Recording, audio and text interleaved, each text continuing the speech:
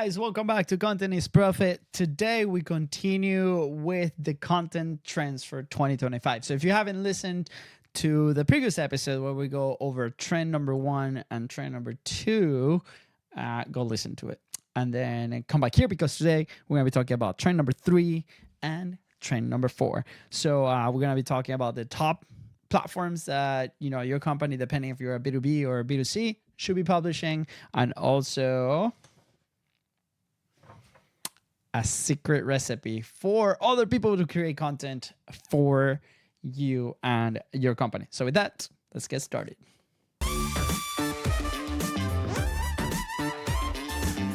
All right, so we pick up right where we left off at trend number 3.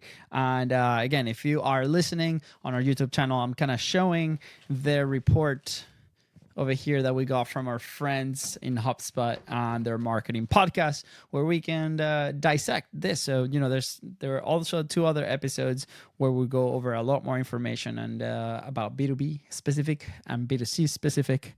And then right here, we continue to do it. So this is kind of me reading this for like the second time and reacting and giving kind of my thoughts on it. And I would love for you to kind of send us your messages and kind of like what you think about any of these trends. So the top social channels for 2025 are, no lie, YouTube, Instagram, and definitely TikTok. And here on the right-hand side, we see kind of like what people are planning to invest in. Red, for those watching, is B2B. And black is B2C. So super interesting because you see at the very top, we see Facebook with 18% for B2B and 19% for B2C. And recently we heard an interview with Facebook and Meta and kind of like what they're planning to do for the consumers. One, they have like your feed for obviously how it is right now, but they're also investing really heavily into bringing back to that personal touch where it started in like 2005. So pretty interesting. You see Instagram 15% for B2B, 18% for B2C, LinkedIn 14% for B2B. I mean, I think probably LinkedIn should be a platform that we should not sleep on if you are in any kind of business.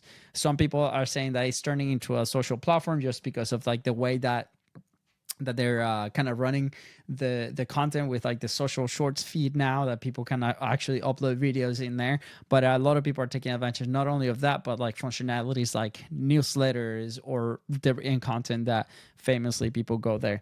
Now we can also see kind of YouTube here with like 11% on both. And then you have TikTok with 8% and 10% respectively. So with TikTok, it makes emotions, right? I think like it is an amazing search platform. Now it's interesting because I'm a very visual learner. So what I do now is like I search for something, and instead of reading the article, maybe that the blog is presented me, I'll go watch a video on YouTube. I personally don't log too much into TikTok because I do get sucked in, but that's how a lot of people are using it, to find these like small tutorials. So if you're a B2C, like a consumer product company, you can put a lot of investment in content that shows how to use your product, if it solves a problem, because people are actually searching for it. So it's interesting the way that they want to compete with YouTube comes like right after that. So in 2025, Facebook, TikTok, and YouTube will remain strong for both B2B and B2C brands. That's what you just saw. B2B marketers plan to invest more on LinkedIn and B2C in TikTok, reflecting how shoppers research new products and services personally and professionally. Emerging channels include Reddit, Discord, and Threads. Another shout out to Adam, which is like specifically just publishes on Threads as an episode about 4 episodes ago. And these 2 are used around 10% for marketing teams. We have another company that we talk to pretty often in the racing industry, and they have an incredible Discord channel where it serves as a community. They put content in there. The drivers and the gamers are highly engaged in it. So another interesting vehicle for you to kind of check out. Marketers will have to find ways to overcome their biggest challenges to reach their social goals for 2024, specifically now that we have so many options, right? It's kind of hard to put all the eggs in one basket when you have opportunity everywhere. For both business-facing and consumer-facing marketing teams, the top challenge is keeping up with trends. B2B marketers are also having trouble reaching their target audience, and B2C marketers want to gain and keep followers. So yeah, absolutely. I mean, we've seen it all over the place, reaching the target audience and mix that with different trends that move at the speed of light. I feel like it's crazy, right? So we more than ever should have a team that's nimble, that can adapt.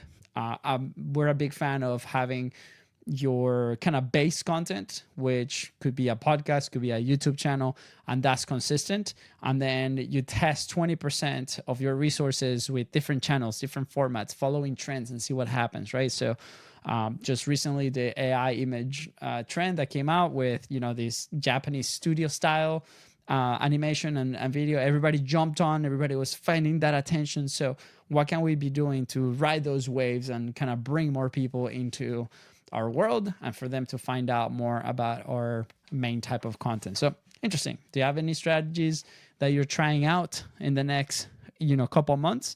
I would love to hear about it.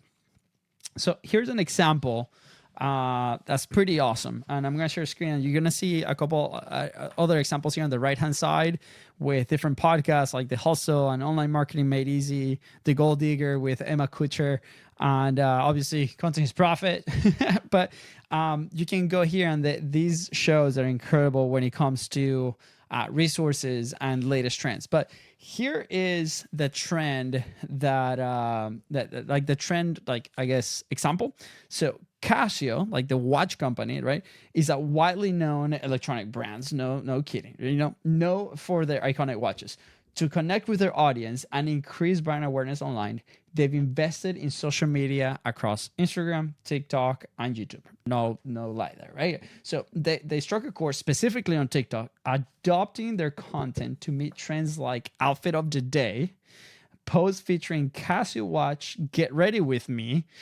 For those that are listening and haven't been familiar with this type of content, is basically somebody like getting dressed or makeup on, get ready with me as I gonna go tackle the day, which is super interesting. Memes, brand collabs, and influencer partnerships. The Casio Italy TikTok channel now gets an average 200,000 views per post, which is crazy.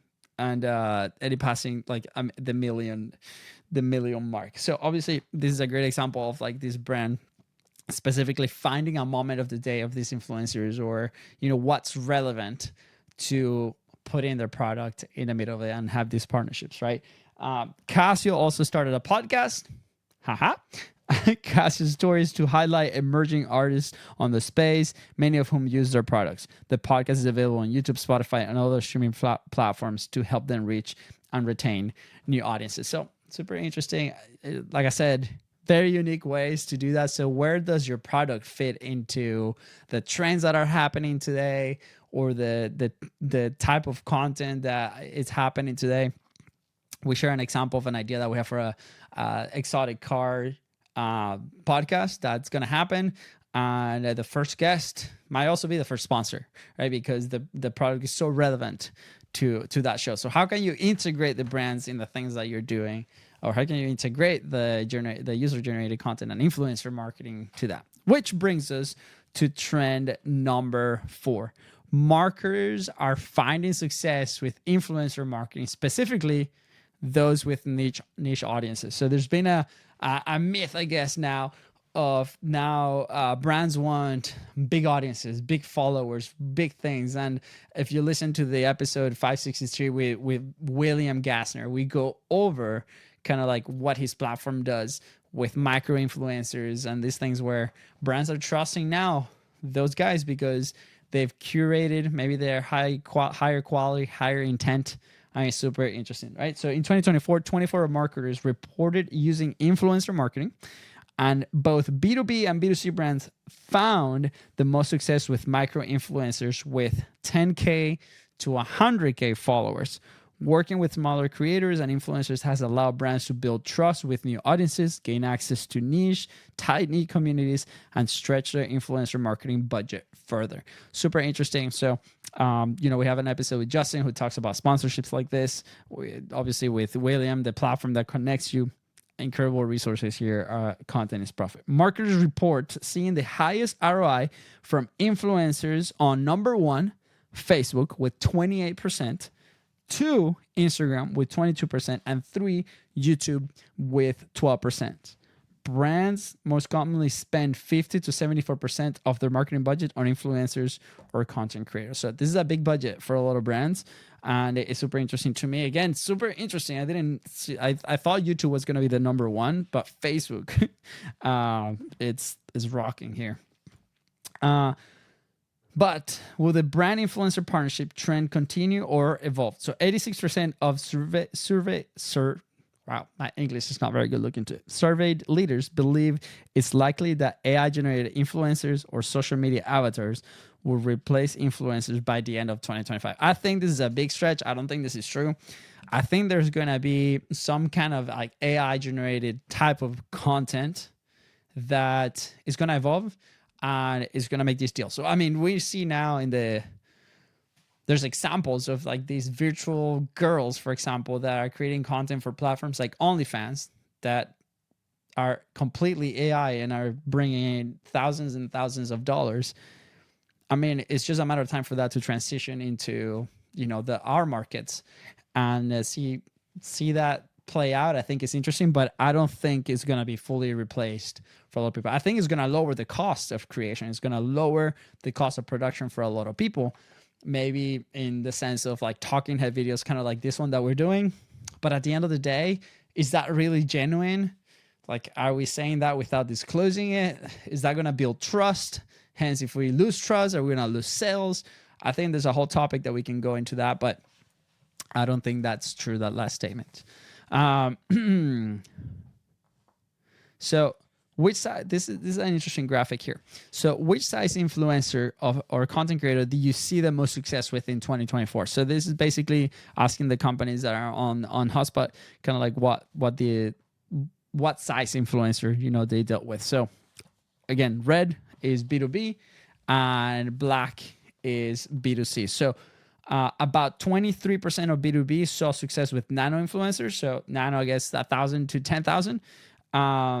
The micro influencers in both categories was the bigger one with 43% for B2B and 44% for B2C. So it looks like that's the sweet spot, right? 10,000 to 100,000 followers. And then macro, 100,000 to 1 million followers, about 25%. And then the big influencers. That's why views or a bunch of subscribers might not be the best idea. About 6% or 7%. And I mean, it makes sense, right? It makes sense because the tighter you have your community, the tighter you have the followers, the more intent. That's why podcasting specifically is so powerful, because maybe listenership is not massive, but you have a very, very niche down audience on your specific topic that spend a ton of time listening and watching you. So, if you are a creator, I think it's a great time for opportunities and see like what brands can you partner with.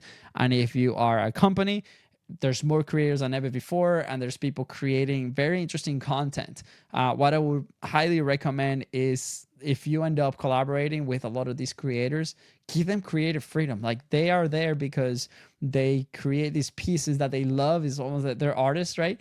And don't give them a ton of guidelines. That's why we've seen a lot of the success is the creator being the creator and kind of integrating the products in their own way so their audience can relate, and then that can translate into sales. So super interesting, these 4 trends. Again, if you missed the last episode, go back. We go over the first 2. And we're going to continue to see. Maybe there's some AI trends that I see on the report. Maybe we go into those. If you want to hear something specific, let me know. Put it in the comments right below. New formats, new things, trying new things with the show.